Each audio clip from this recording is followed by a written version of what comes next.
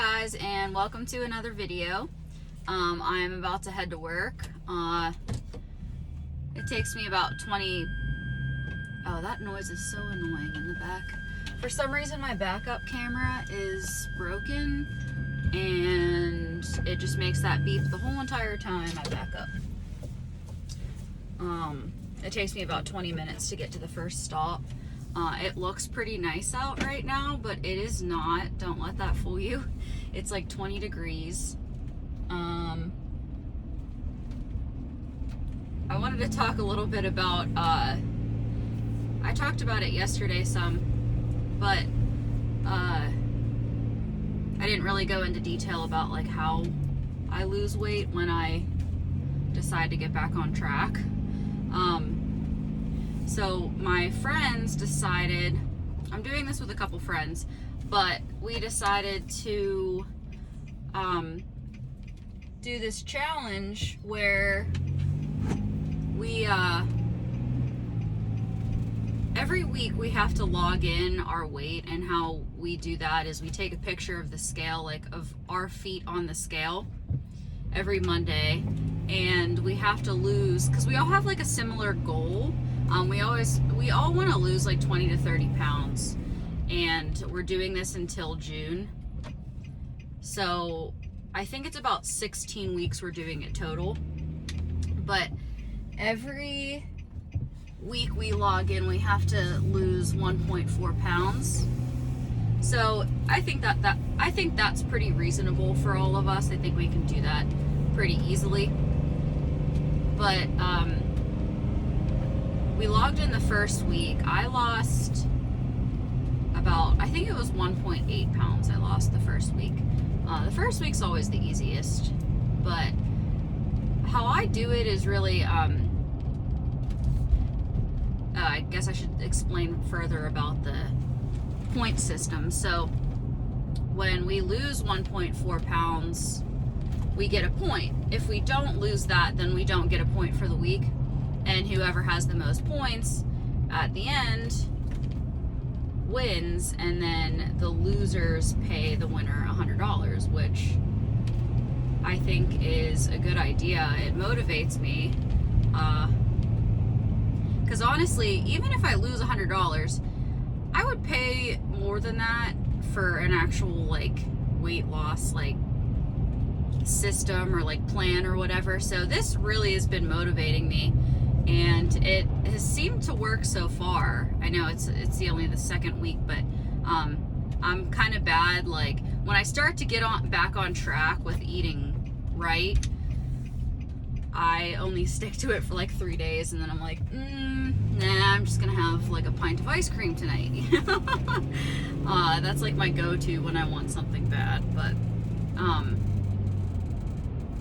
how I do it really is I count calories to an extent, and like macros. So I just try to keep, I try to get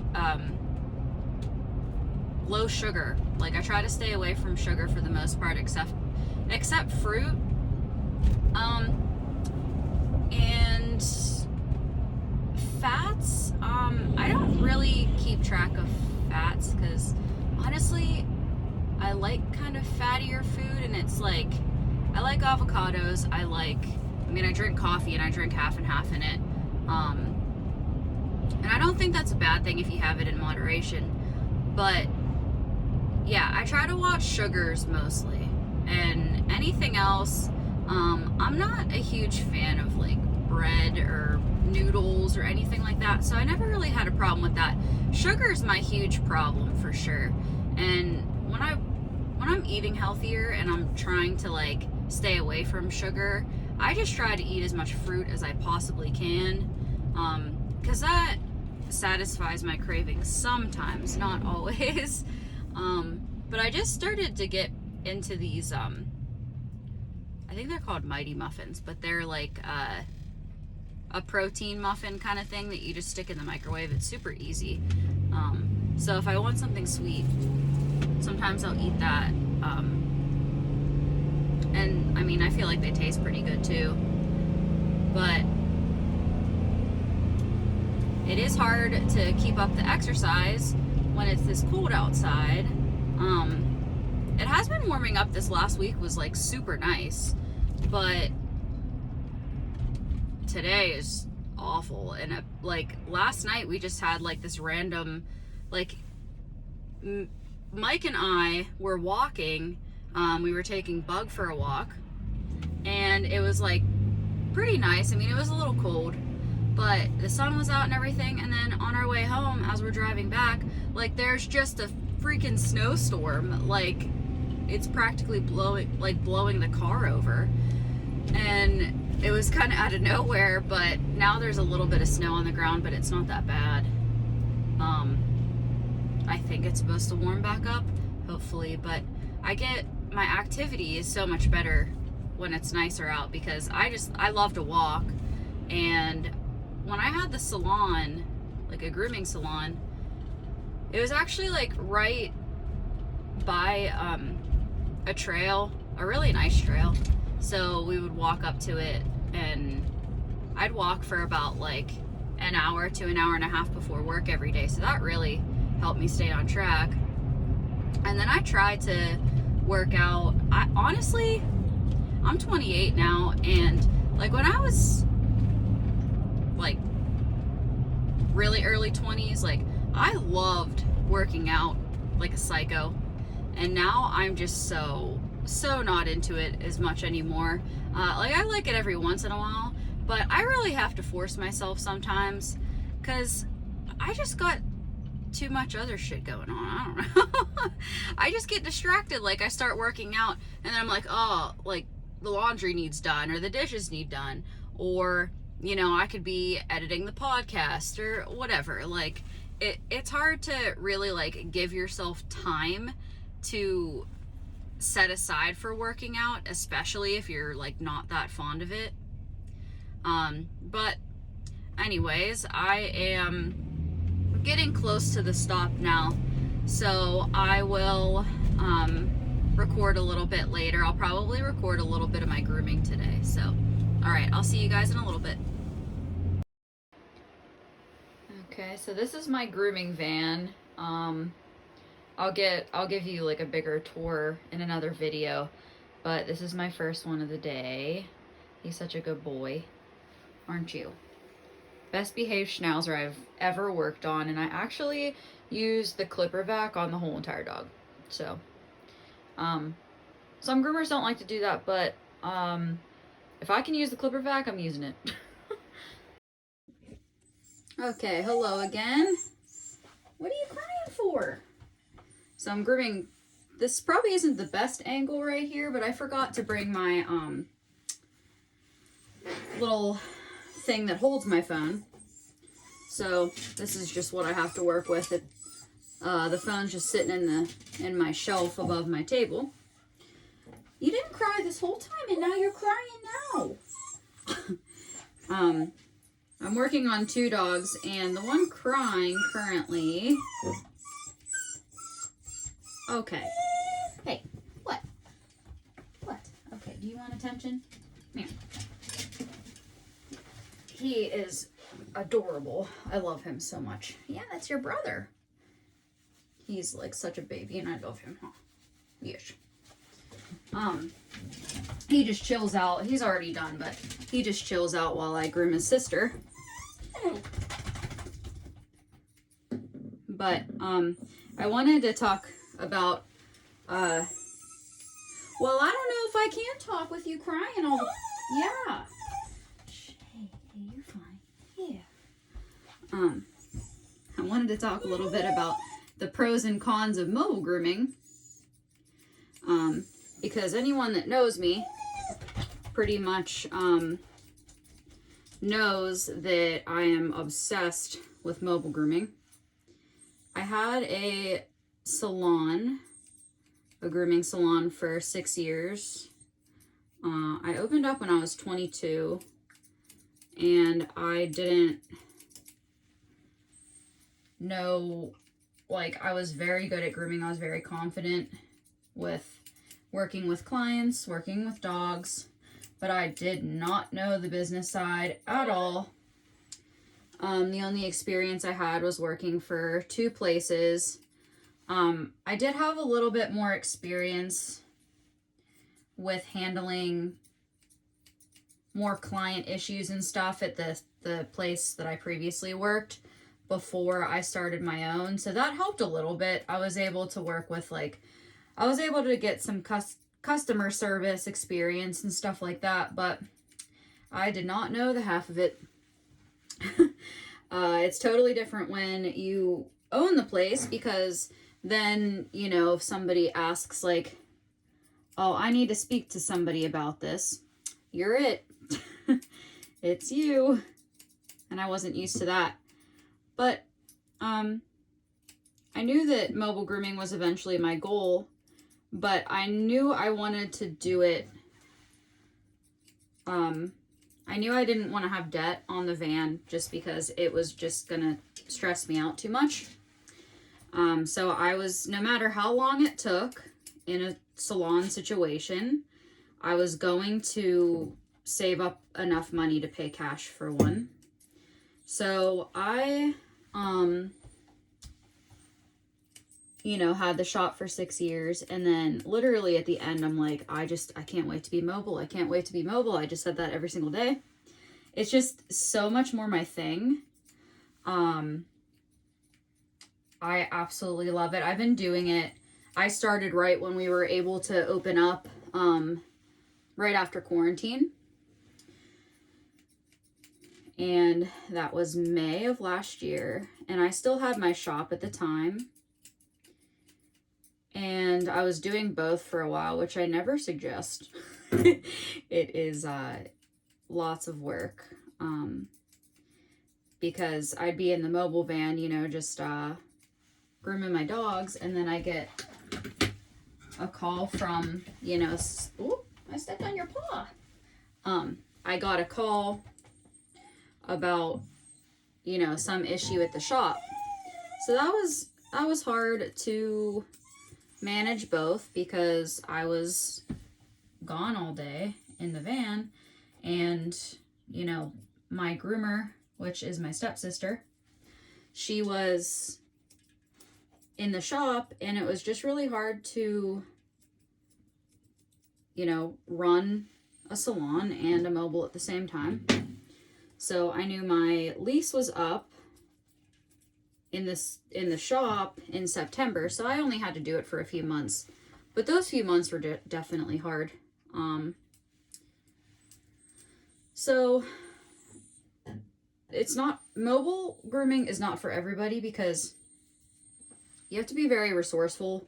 In the middle of the day, your water pump can go out. You can get a flat tire, which, knock on wood, that hasn't happened to me yet. You can break down. Thankfully, I have a newer van. This one is a Nissan Envy. It's a 2017, so it's not too bad. When I bought it, I got a pretty good deal on it because it was gently used. And it was actually like the dealership's,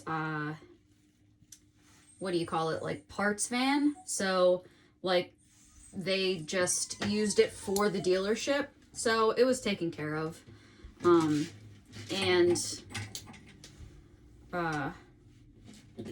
It had 60,000 miles on it. So, I wasn't really looking for a van with over 100, because that's just, I didn't want to completely redo a van, completely convert one with already 100,000 miles on it. Some groomers do it, and it can definitely work. But I wanted it just as long as possible, and I was able to get this one, and I'm happy about that. But, the perks of a salon instead of mobile is everything's already there for you. So you walk in the building and your water is there, your electricity, you just set the thermostat, and it's good. But,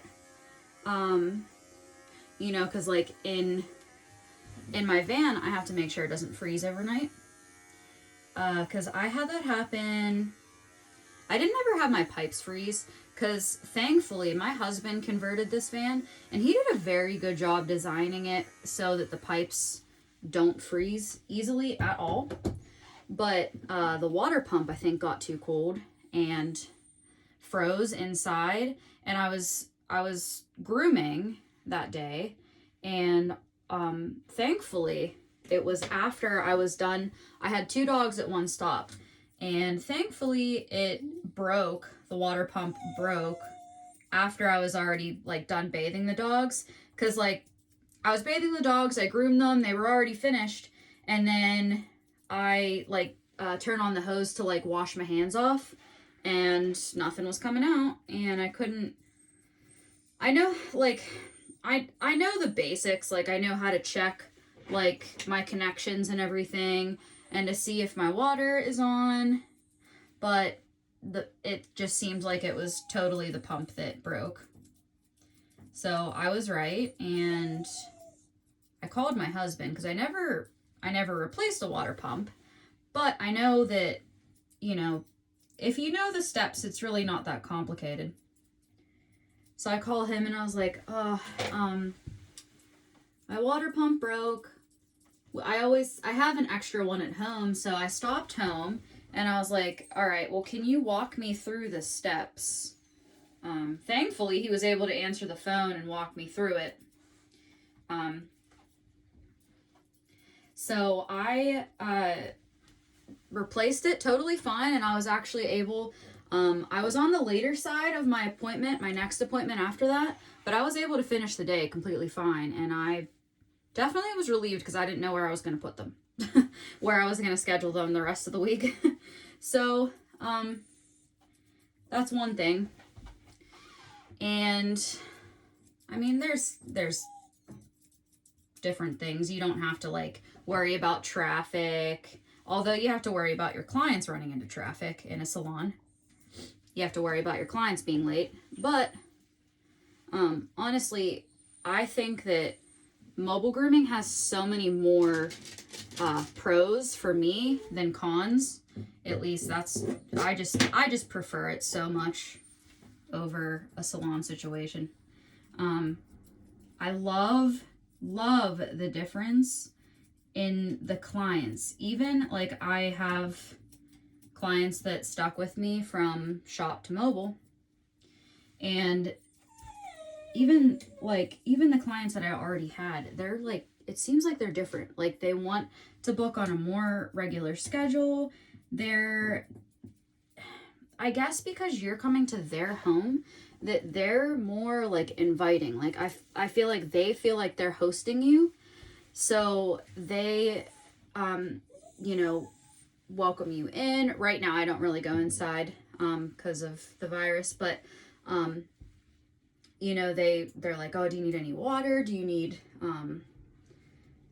like lunch or anything? Like people are so nice about it. And I really enjoy that side so much. I feel like, I don't know if that's my number one pro, but it's definitely up there. Because before in the shop, I would never get like anything like anybody too crazy, but every once in a while it would happen where people just lost their mind for whatever reason. But that doesn't happen in mobile. I mean, maybe it hasn't happened to me yet, at least. And I can't see it happening very often if it ever does. So, that, and I love being in the weather, even when it's bad. I'll take bad weather any day over being back in a shop. I couldn't see myself ever going back. I just love it. I love it way too much.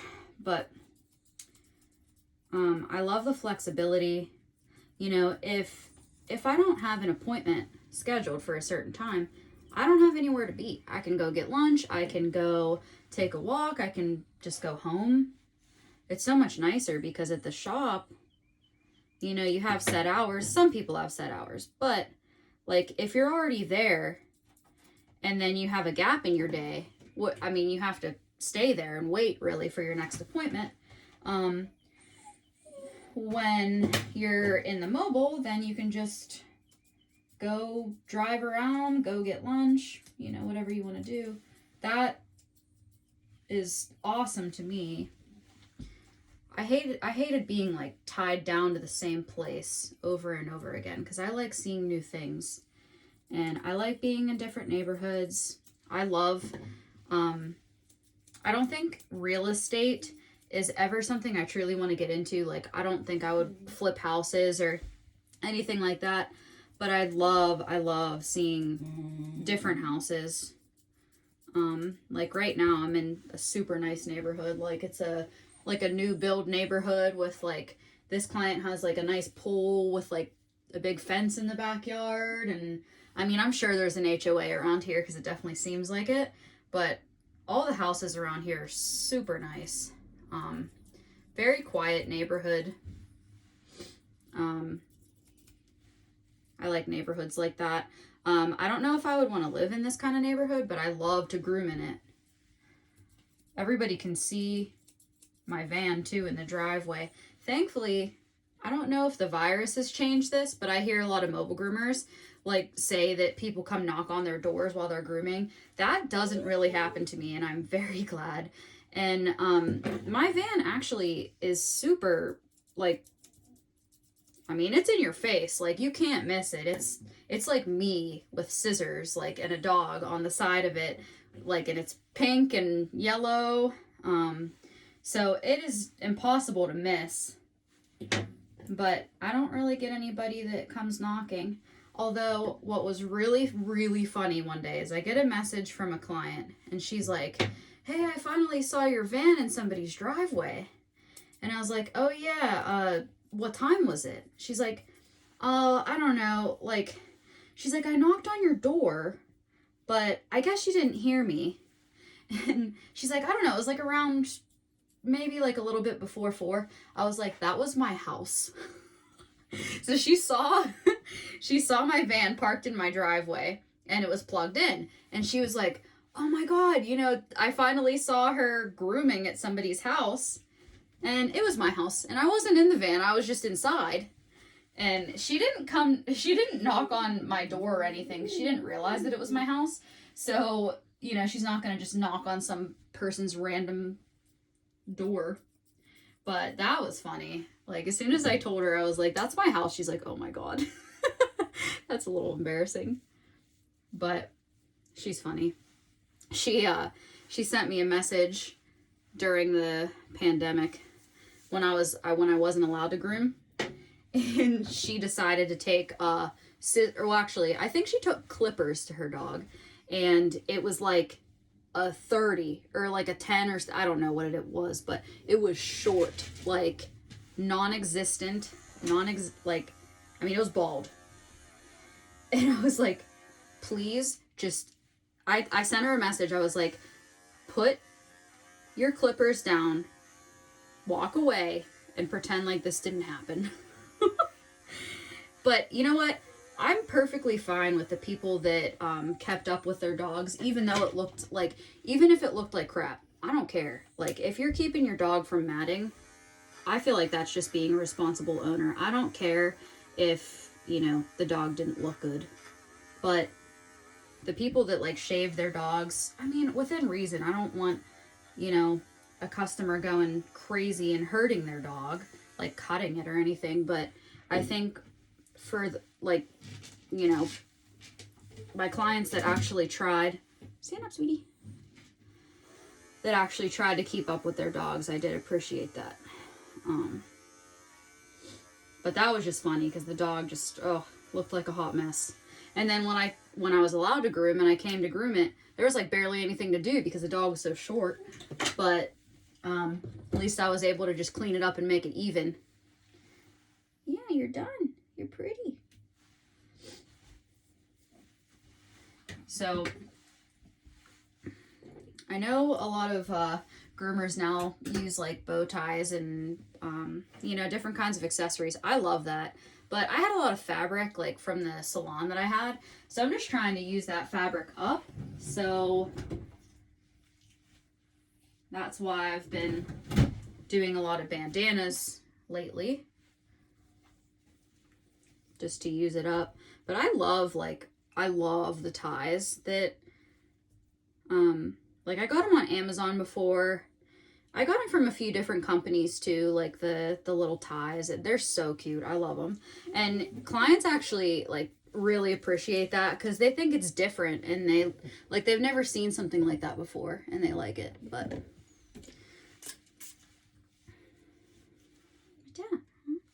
yeah, sometimes I use cologne, sometimes I don't, but I know this lady really likes it, so that's why I use it. I have so much cologne, it's not even funny. I barely, like, I bought it all for the shop, and then I barely use it now because I groom half the amount of dogs that I used to, or even less than that. So I think that about sums up this video for today. I'll show you this little dog because you couldn't really see her. She's so cute. I love her. She's a little old girl. Yeah, that's your sister, huh? That's your sister. You want to see your sister? I don't know if you can. Yeah, you can see him. Yeah. Yeah, you're such a sweet boy. All right, well, thanks, guys, for watching, and I will see you in the next video. Bye.